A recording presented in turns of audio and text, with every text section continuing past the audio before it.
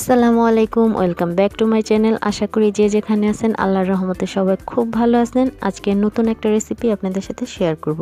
আশা করি আমার আজকের রেসিপিটা সবার কাছে খুব ভালো লাগবে। তো আমার আজকের রেসিপিটা হচ্ছে ফুলকপির পাটিসাপটা। হয়তো সবার কাছে এই পিঠাটা একটু অন্যরকম মনে হতে পারে, কিন্তু এই পিঠাটা অসম্ভব মজার। আশা করি প্রত্যেকের কাছে খুব ভালো লাগবে। তো ভালো লাগলে সম্পূর্ণ ভিডিওটা না টেনে দেখতে থাকেন, আর একবার হলো বাসায় তৈরি করে খাবেন, খেয়ে দেখবেন আমার কথায় আর কাজে সম্পূর্ণটা মিল আছে।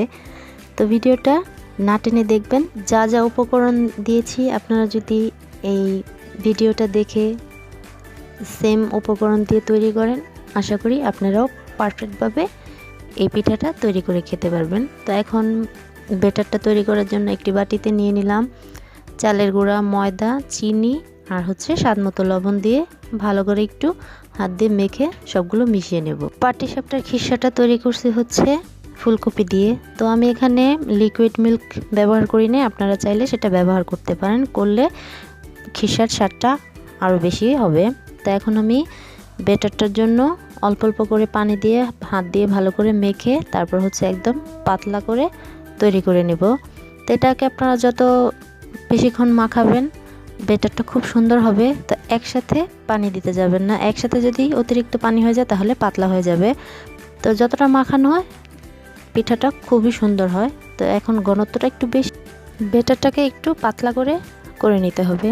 তো এখানে আমার 1.5 কাপ পরিমাণ পানি লেগেছে, আপনারা বুঝে তারপর ব্যাটারটা তৈরি করে নেবেন। তো এখন আমি এটাকে রেস্টে রেখে দেব 30 মিনিটের জন্য। তো এই ফাঁকে আমি পাটিসাপটার ভিতরের পুরটা তৈরি করে নেব। তো এর জন্য আমি একটি প্যানে সামান্য পরিমাণ ঘি দিয়ে দিলাম, আপনারা চাইলে বাটার দিয়েও করতে পারেন। তো ঘিটা দিয়ে তারপর আমি দিয়ে দিলাম ফুলকপির পেস্ট। তো এখন দিয়ে দিব স্বাদমতো লবণ। তো এখানে আমি তেমন একটা লবণ দিইনি, সামান্য পরিমাণ দিয়েছি। তো লবণ দিলে হয় কি মিষ্টির স্বাদটা একটু ভালো আসে, এর জন্য লবণটা দেওয়া। তো আপনারা যদি মিষ্টিতে লবণ পছন্দ না করেন তাহলে স্কিপ করতে পারেন। তো এখন দিয়ে দিলাম চিনি। তো চিনি থেকে পানিটা যখন বের হবে তো এটাকে আমি একদম নেড়ে রান্না করে, চিনি থেকে যে পানিটা বের হয়েছে সেটাকে একদম হাই হিটে রান্না করে পানিটাকে শুকিয়ে নিতে হবে। তো শুকানো হয়ে গেলে তারপর দিয়ে দিব পাউডার মিল্ক। সবাই তো দুধের খিরসায় তৈরি পাটিসাপটা খেয়েছেন, একবার হলেও ফুলকপির পাটিসাপটাটা খেয়ে দেখবেন। আশা করি ইনশাল্লাহ আপনারা কেউ নিরাশ হবেন না, সবার কাছে খুবই ভালো লাগবে। তো এখন আমি পাউডার মিল্কটা দিয়ে নেড়ে মিশিয়ে নেব। আপনারা যদি পাউডার মিল্কটা একটু বেশি পরিমাণে দেন তাহলে খিসার স্বাদটা খুবই ভালো আসবে। তো এখন আমি দুধটা দিয়ে ফুলকপির সাথে ভালো করে নেড়ে মিশিয়ে বেশ কিছুক্ষণ রান্না করে নেব। তো এটাকে নিচে লেগে যেতে দেবেন না, তাহলে কিন্তু পোড়া একটা গন্ধ আসবে, খেতে ভালো লাগবে না। রান্নাটা আপনারা হাই হিটে করে নিতে পারবেন, একদম মিডিয়াম হিটে করলে সময়টা একটু বেশি লাগবে। তো এই তো আমার একদম খিসাটা তৈরি হয়ে গেছে। দেখতে যতটা সুন্দর, খেতে অসম্ভব মজার। এটা যে ফুলকপি দিয়ে তৈরি কখনোই বোঝার কোনো উপায় নেই, খিসাটা দেখে বোঝার কোনো উপায় নেই যে এটা ফুলকপি দিয়ে তৈরি।